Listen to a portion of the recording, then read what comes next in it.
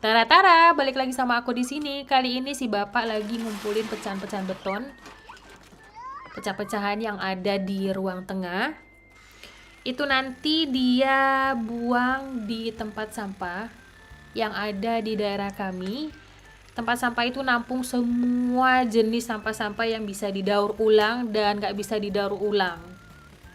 Nanti itu kerjanya 2 kali, Deng.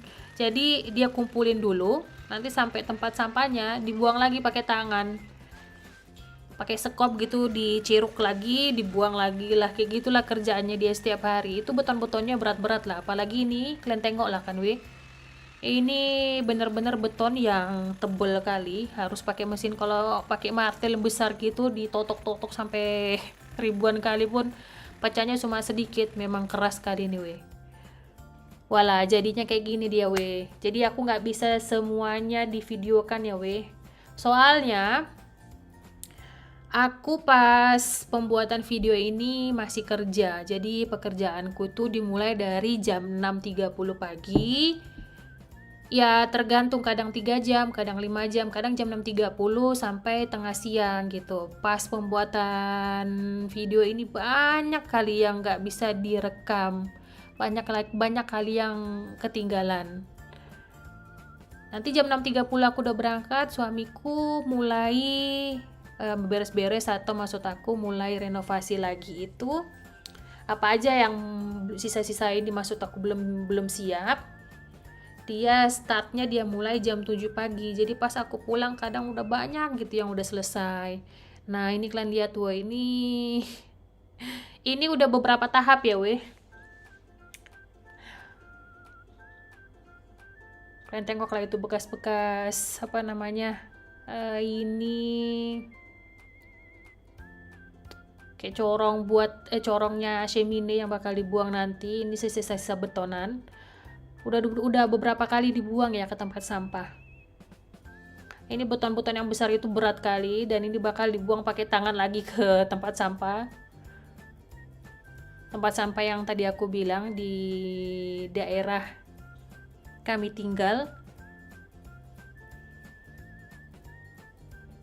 Walah, ini lagi nanti bakal dia di dalam truk ini bakal dia buang pakai tangan lagi.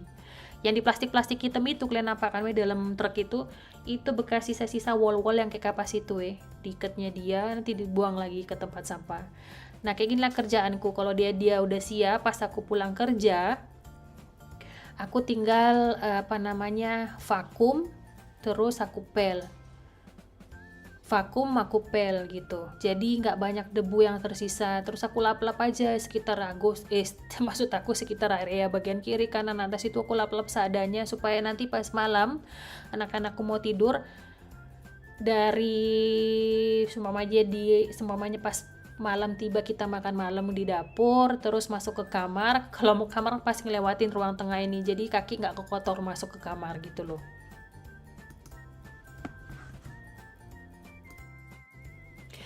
Nah ini si bapak lagi masangin pengganti kayu yang tipis-tipis di video sebelumnya.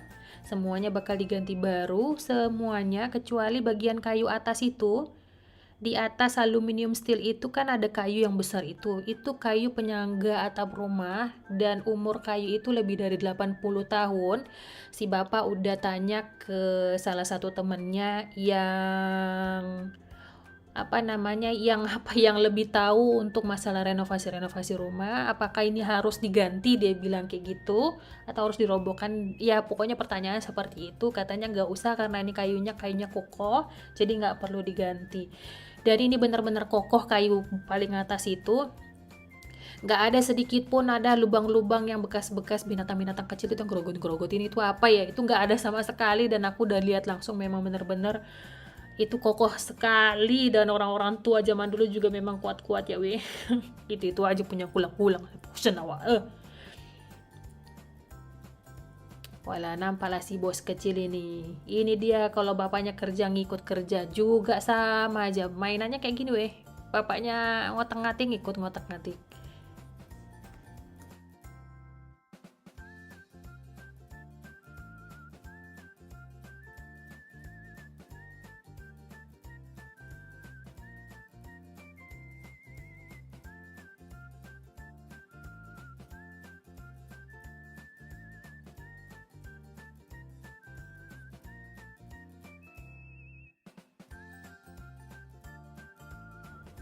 Akhirnya sedikit demi sedikit semuanya selesai. Bukan semuanya, yang bagian atas untuk pemasangan aluminium steelnya selesai juga.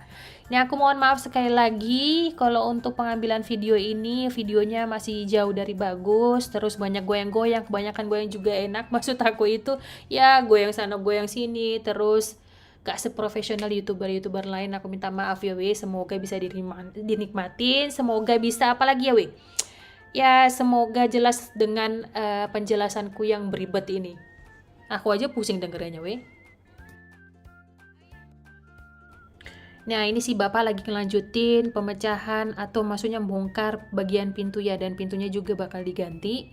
Untuk bagian bawahnya itu kelihatannya weh, itu udah dibobol duluan, udah dipecahin, terus disingsu pakai apa, alat apa itu nggak tahu. Jadi bentuknya itu ya merot-merot kayak gitulah.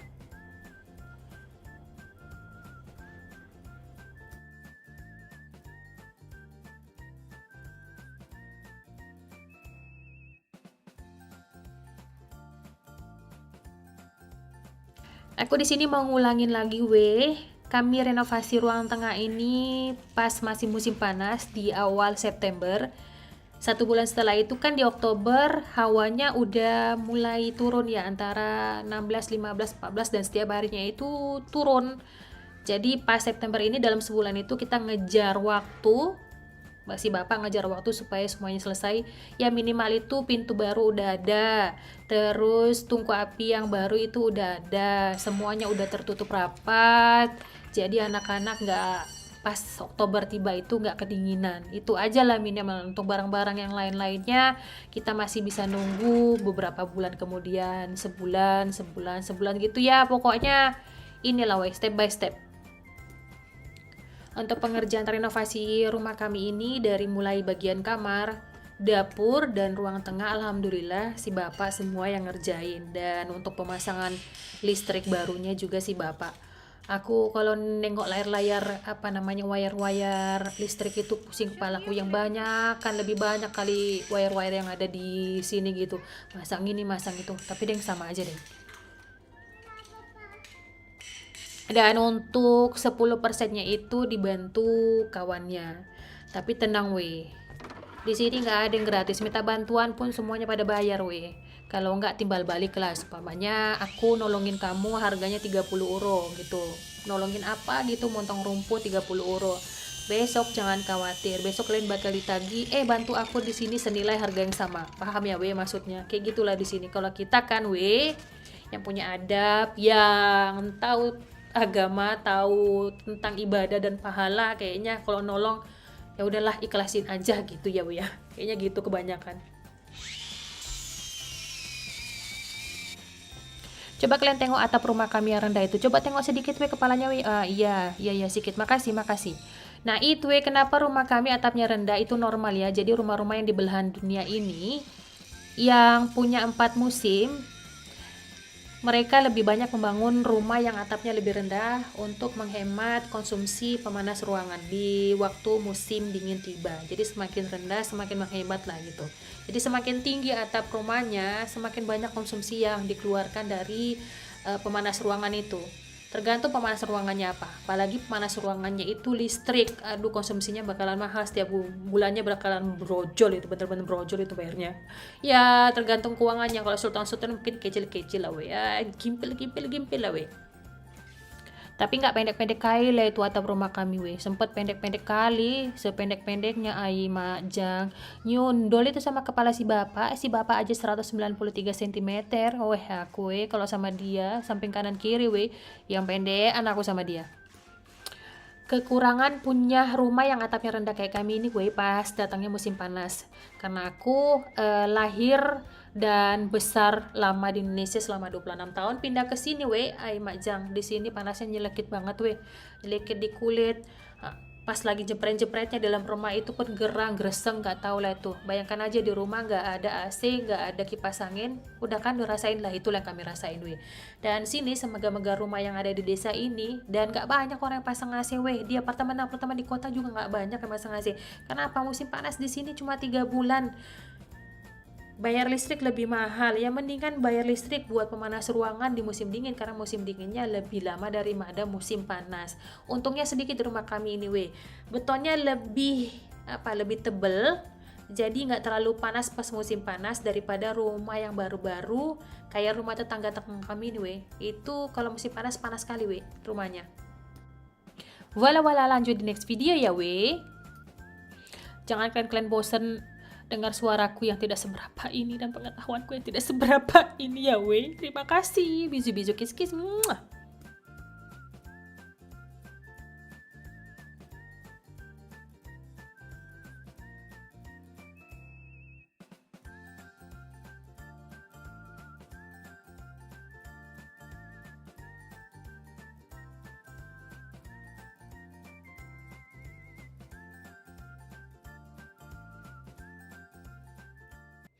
Tara, balik lagi sama aku di sini. Kali ini penampakan langsung videonya goyang-goyang. Mataku juga goyang kanan kiri atas bawah majang kayak perang ke dunia ketiga aja.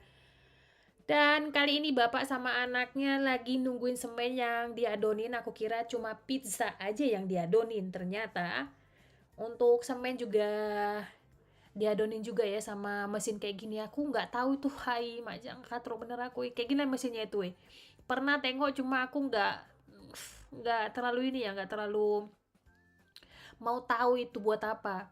Ternyata itu buat semen, itu ngecor, ngebor. Para penonton, nggak deng, ngecor, ngebor, iyalah kayak gitulah Walau kalian tengok lah anakku yang paling terakhir ini ngikut aja dimanapun bapaknya, pasti ngintil aja di belakang. Bapaknya menghabiskan waktunya di garasi berjam-jam, kadang nungguin bapaknya. Bapaknya mau kerja aja, kerja cari sambilan di luar aja. Jangan ditinggal aja, udahlah kepiar-piar itu, nggak tahu. Udah ada kayak udah kelihatan penampakan sisi jiwanya itu ikut-ikut bapaknya kerja, ya nggak apa-apa lah. Kalau memang dia suka kayak bapaknya ya udah. Silakan nak, silakan. Saya mendukung saja.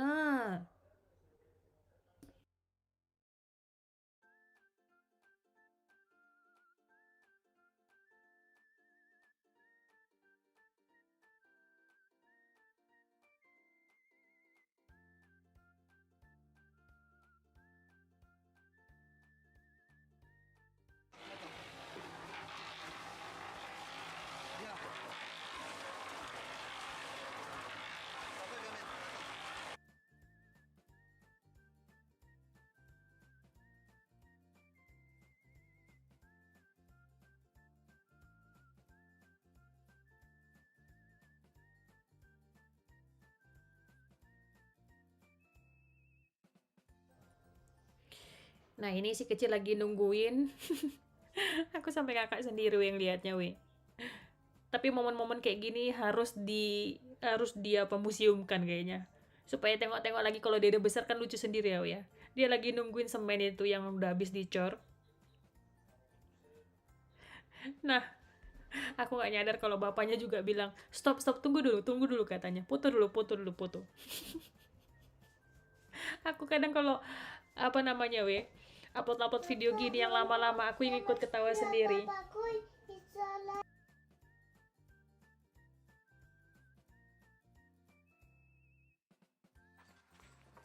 Pelan deh. Walah.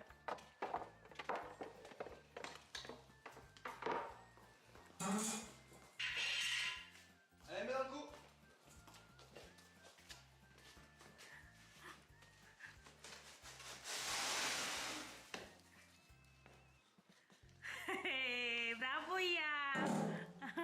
Sakol dia.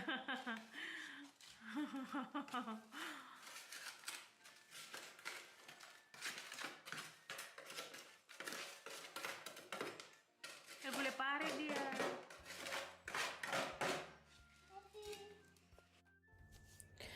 Nah, ini temannya Pak Su udah dateng buat bantuin pasangin pelaku yang ada di atas yang warna putih itu. Aku nggak tahu namanya. Di sini namanya pelaku.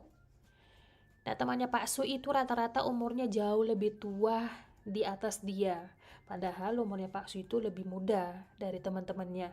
Nah, bapak yang pakai kaos putih itu dia bos di salah satu perusahaannya dia sendiri. Kayak mana ya? Dia bos di perusahaannya sendiri. Perusahaannya itu khusus untuk renovasi-renovasi rumah gitu. Di sini kalau pekerjaannya untuk renovasi-renovasi rumah laris manis. Dan Pak Su bayar Bapak ini 30 euronya per jam.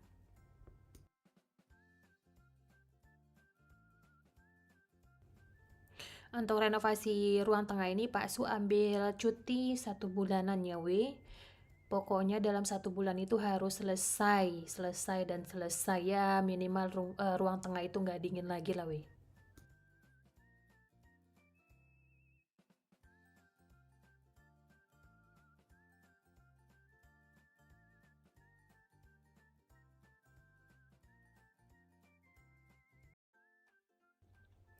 Dan udah sampai sini hasilnya, lihat. Hampir selesai. Dan kalian lihat itu wire-wirenya. Semuanya dipasangin, diganti baru. Aku pusing nengoknya bener. Ini hanya beberapa yang kelihatan ya, cuma kalau semuanya dilihatin itu kan banyak yang ditutupin pelaku.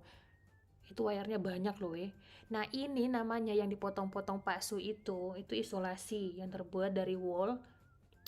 Aku nggak tahu wall kayak kapas gitu. Nah itu gatel kali. Itu ditaruh di bagian tengah pelaku yang warna putih itu. Fungsinya buat udara itu, nahan udara dingin yang masuk ke rumah ya, supaya rumah tetap dalam keadaan hangat seperti pelukanku kepadamu. Yeah.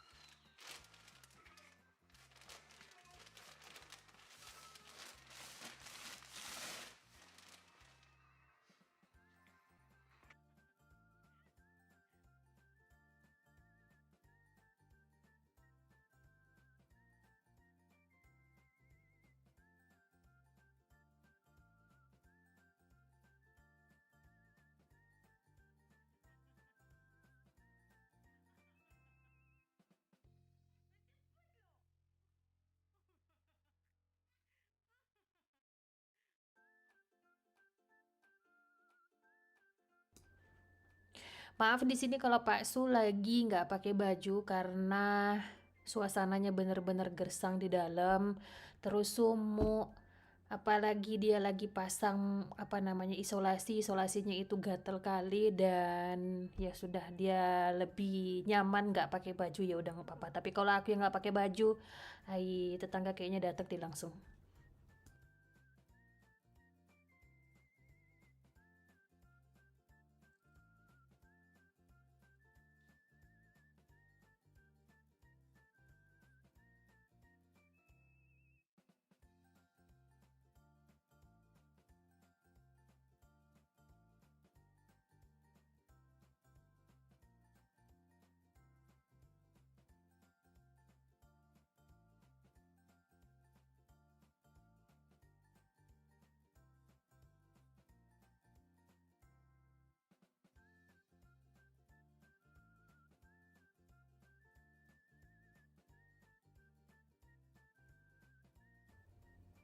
Kalau aku tengok Pasu itu nggak pakai baju di dalam rumah atau pakai celana pendek yang ketat-ketat gitu, seleraku semakin bergairah bertambah setinggi puncak gitu loh.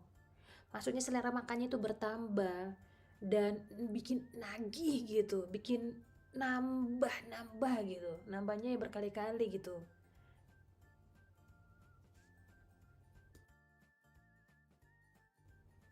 Wala, sampai di sini dulu video kali ini, mengkondisikan internetku itu pakai wifi handphone. Jadi kalau bertambah, maksudnya aku durasinya semakin lama ngupload di YouTube.